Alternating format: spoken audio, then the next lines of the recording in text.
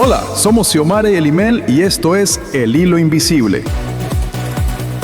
Un podcast hecho para parejas reales con historias, aprendizajes y consejos que les ayuden a reconectar y disfrutar más el camino juntos. Bienvenidos.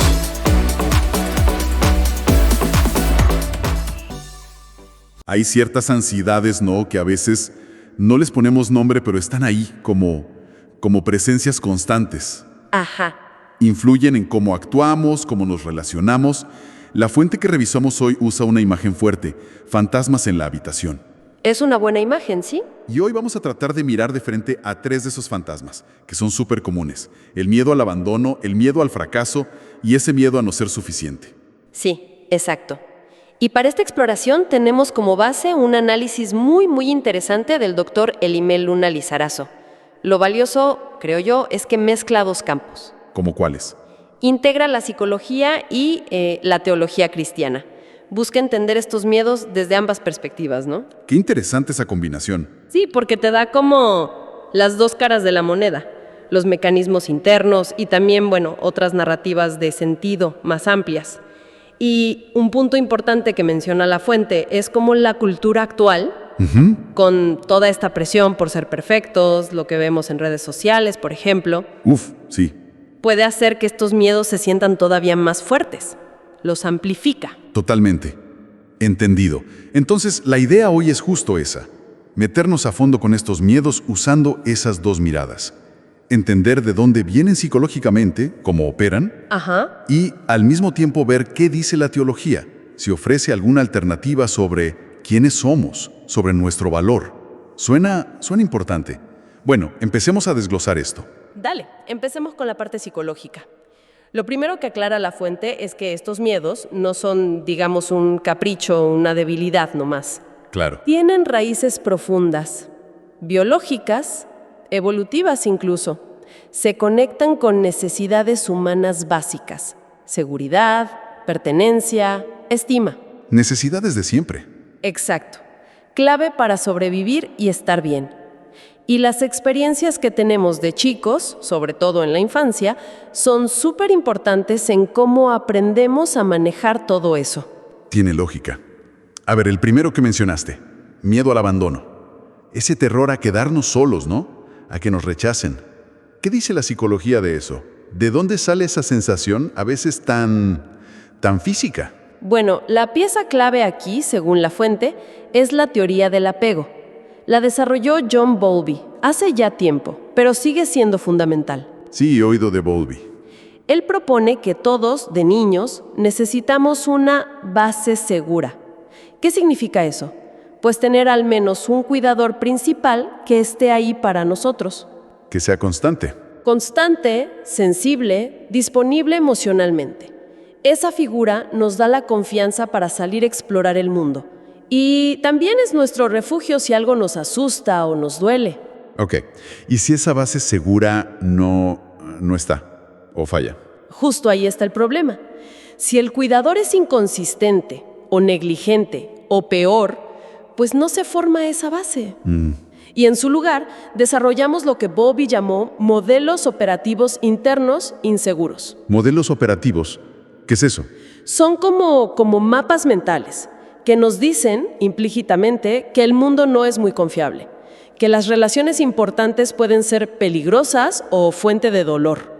Aprendemos, sin darnos cuenta, que no podemos contar mucho con los demás para sentirnos seguros y conectados. Y me imagino que esos mapas no desaparecen cuando crecemos. Para nada. Siguen ahí y se notan en cómo nos relacionamos de adultos. La fuente habla de 2 estilos principales de apego inseguro en la adultez. A ver. Por un lado está el estilo ansioso preocupado. Son personas que suelen sentir mucha inseguridad en sus relaciones. Necesitan como confirmación constante. Ajá. Viven con miedo a que los dejen y pueden estar súper alertas a cualquier señal de rechazo o distancia. Entiendo. ¿Y el otro? El otro es el evitativo desdeñoso. Estas personas tienden a restarle importancia a la intimidad, a la conexión emocional. Parecen muy independientes. Sí, pueden parecerlo, muy autosuficientes, pero muchas veces es como una coraza, una defensa. Suprimen su necesidad de cercanía para protegerse. Como ya esperan el rechazo, se adelantan y se distancian ellos primero. Qué fuerte cómo esas primeras experiencias nos marcan tanto, ¿no? Y ojo, que no es algo solo psicológico o abstracto. La neurociencia moderna, que también cita el análisis, nos da pruebas concretas. ¿Así? ¿Cómo cuáles? Hay estudios con neuroimágenes que muestran que cuando sentimos rechazo social, se activan las mismas zonas del cerebro que se activan con el dolor físico. ¡Wow! ¿En serio? Sí, como la corteza cingulada anterior. Y esto es clave porque subraya que el dolor del abandono, del rechazo, no es estar exagerando. Claro, no es ser débil. Exacto, es una respuesta neurobiológica real. Nuestro cerebro reacciona a una amenaza contra esa necesidad básica de conexión que tenemos todos. Está cableado. Entendido. Eso le da otra dimensión al miedo al abandono, mucho más, biológica. Bueno, y siguiendo con esas necesidades básicas, ¿qué pasa con la necesidad de sentirnos valiosos, competentes? Ahí entra el segundo miedo, ¿no? El miedo al fracaso. Totalmente. Ese sí que resuena hoy en día, con tanta presión por lograr cosas. Muchísimo. El miedo al fracaso se alimenta de esa presión por rendir y está súper ligado a cómo formamos nuestra autoestima. Aquí, la fuente se apoya mucho en la investigación de Carol Dweck sobre las mentalidades. Ah, sí, lo de mentalidad fija y mentalidad de crecimiento. Exacto. Dweck diferencia esas dos formas de pensar. La mentalidad fija es creer que tus habilidades son, fijas. O naces con talento o no. Como que es algo que tienes o no tienes. Justo. Si piensas así, cada tarea, cada desafío se vuelve una prueba. Pero no una prueba de lo que sabes hacer, sino de quién eres. Entonces, si fracasas, no es solo que te fue mal en algo, lo interpretas como una sentencia sobre tu valor. Fracasé, entonces soy un fracaso. Qué paralizante suena eso. Debes evitar cualquier cosa donde creas que puedes fallar. Claro. Evitas los desafíos por miedo a que se vea esa falla que crees tener. Buscas lo seguro, lo que ya controlas. En cambio, la mentalidad de crecimiento... ¿Esa cómo es? Ve las habilidades como algo que se puede desarrollar. Con esfuerzo, con práctica, aprendiendo de los errores. Para esta mentalidad, el esfuerzo no es señal de que te falta talento. Es el camino. Es el camino para mejorar. Y el fracaso, el fracaso es información. Es una chance para aprender, para ajustar, para seguir creciendo. La diferencia es gigante en cómo te paras frente a la vida. Y la mentalidad fija parece crear esa autoestima que depende totalmente de afuera, ¿no? Correcto.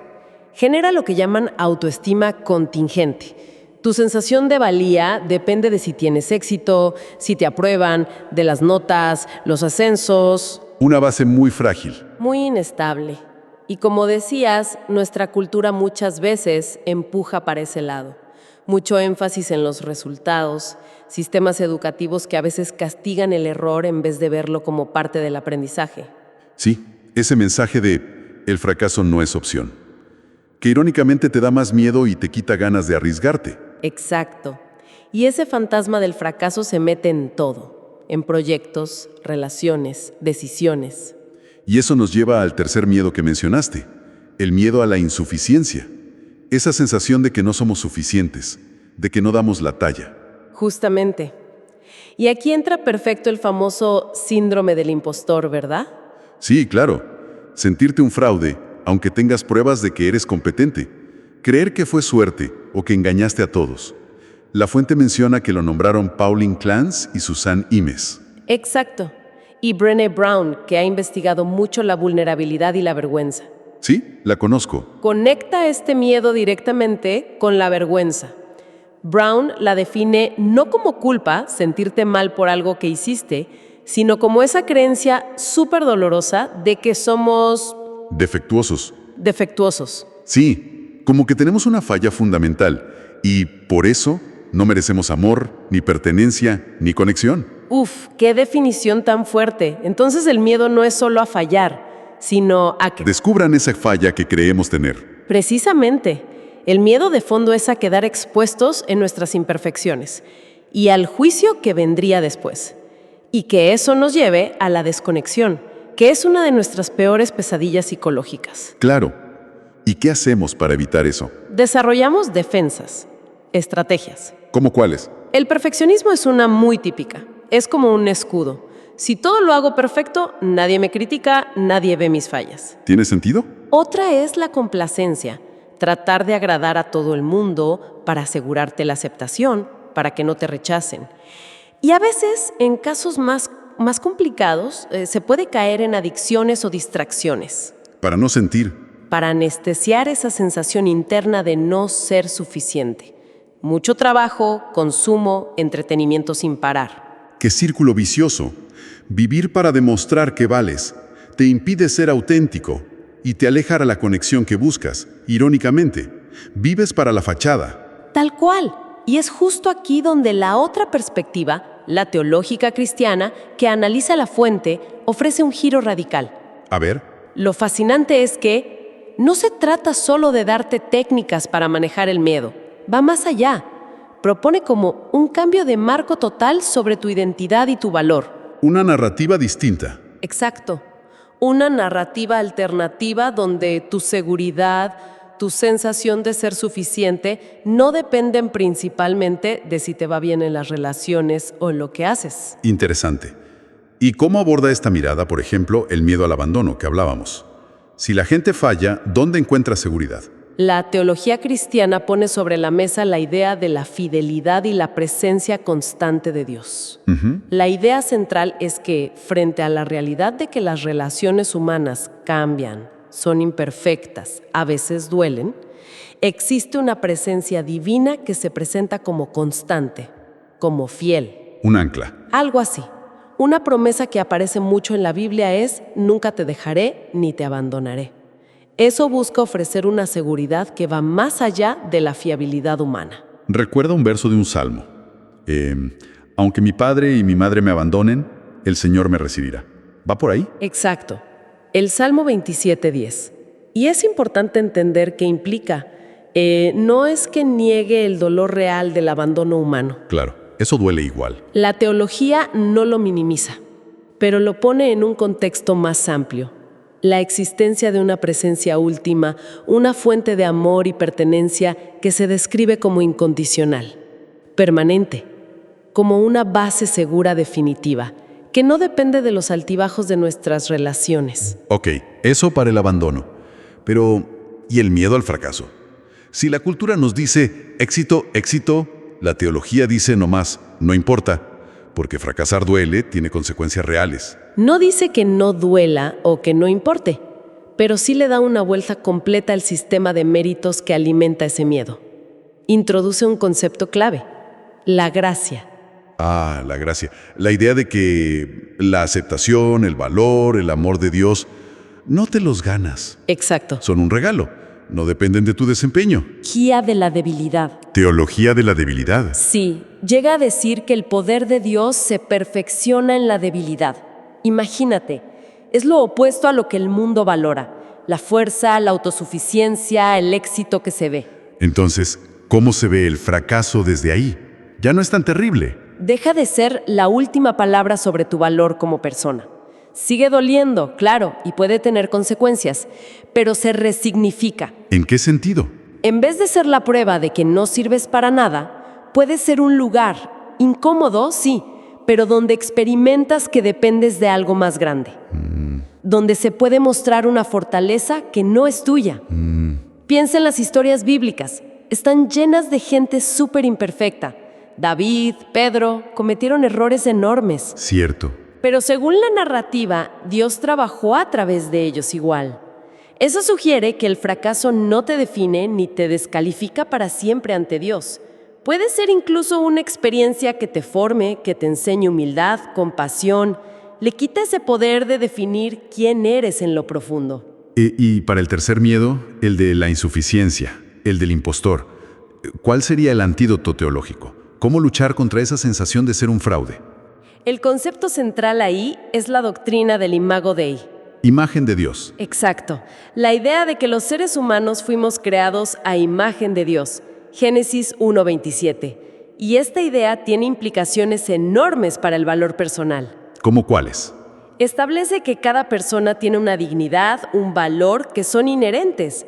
Intrínsecos, simplemente por ser humano. No porque hagas algo o tengas algo. Exacto. No depende de tus logros, ni de cómo te ves, ni de tu estatus, ni de lo que piensen otros. Está como tejido en tu ser. Eso es muy distinto a la autoestima, que sube y baja todo el tiempo según cómo nos va. Justamente. La autoestima es, al final, cómo te evalúas a ti mismo. Y por eso cambia tanto, depende de las circunstancias. El Imago Dei, en cambio, propone un valor objetivo, que te es dado, no te lo ganas. El Salmo 139 lo dice lindo. Te alabo porque soy una creación admirable. Tus obras son maravillosas. Busca liberarte de esa carga terrible de tener que probar tu valor a cada rato. Claro. Hay otro texto, Efesios 2:10, que dice que somos hechura de Dios, creados para buenas obras. Fíjate el orden. Primero, hechura suya, valor inherente, y después las buenas obras. No haces obras para ganar valor, sino como expresión del valor que ya tienes. Ok. Entonces, ¿qué hacemos con todo esto? Tenemos la mirada psicológica que explica los mecanismos del miedo. Y la teológica que da como otra base para la identidad. ¿Cómo se juntan? ¿Se pelean o se ayudan? Si vemos el panorama completo, lo que sugiere la fuente es que se complementan muy bien. No es elegir una u otra. ¿Cómo se complementan? La psicología nos da un poder descriptivo genial. Nos ayuda a entender el cómo y el porqué de los miedos. Los mecanismos. Claro, cómo se forma el apego, cómo funcionan las mentalidades, cómo se siente el síndrome del impostor. Nos da lenguaje, modelos, herramientas para entender qué nos pasa por dentro. Nos da como el mapa del terreno. Exacto. Y la teología, por otro lado, ofrece un poder más prescriptivo, si quieres, pero en un sentido profundo. ¿A qué te refieres? Presenta una visión de propósito, de identidad fundamental, de valor que va más allá de las circunstancias. Te ofrece un para qué vivir y un en quién o en qué poner tu seguridad más profunda. Una seguridad que no dependa solo de ti o de lo que digan los demás. ¿Podrías dar un ejemplo práctico? ¿Cómo alguien podría usar las dos cosas para lidiar, no sé, con el miedo a la insuficiencia en el trabajo? Claro. Imagina a alguien que lucha con el síndrome del impostor. Desde la psicología, podría usar herramientas, por ejemplo, de terapia cognitivo-conductual. ¿Para cambiar los pensamientos? Sí, para identificar y cuestionar esos pensamientos automáticos. Soy un fraude, esto fue pura suerte. Aprender a ver la evidencia real de su capacidad. Eso ataca el mecanismo mental. Ok, eso es lo psicológico. ¿Y lo teológico? Al mismo tiempo, esa persona podría cultivar una práctica espiritual enfocada en esa otra perspectiva. ¿Cómo? Podría dedicar tiempo a meditar sobre su valor inherente como Imago Dei, más allá de si le va bien o mal en el trabajo. Reflexionar sobre textos que hablan de gracia, de aceptación incondicional, buscando internalizar que su valor no está en juego en cada proyecto. Entiendo. Atacas el pensamiento disfuncional y a la vez trabajas en la base de tu identidad. Exacto. Una fortalece las herramientas mentales, la otra busca reconfigurar la raíz misma de tu sentido de valor. O sea, no es que los miedos vayan a desaparecer por arte de magia. Probablemente no.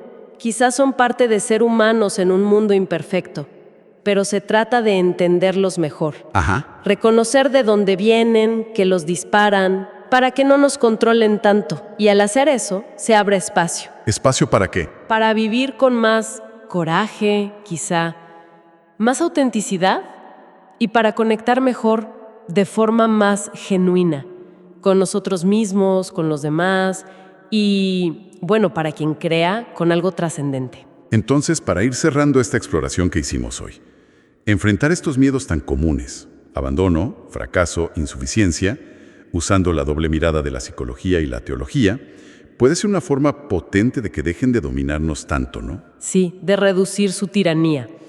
Y quizá como reflexión final, algo que se desprende de todo esto. Si uno se tomara en serio la posibilidad de construir una seguridad que no dependa solo del rendimiento, del éxito visible, de la aprobación de afuera, ¿cómo cambiaría eso concretamente las interacciones de todos los días? ¿Qué decisiones, chiquitas o grandes, se tomarían distinto? ¿Cómo se vería en la vida diaria una identidad que se siente anclada en algo más estable que el sube y baja del éxito o fracaso? Es una pregunta para seguir pensando, ¿no? Gracias por acompañarnos en este episodio de El Hilo Invisible.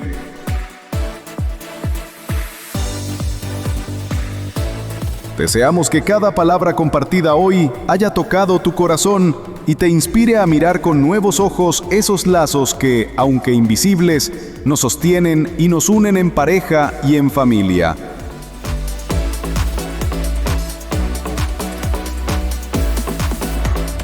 Te invitamos a seguirnos, compartir este podcast y estar atentos a nuestro próximo encuentro.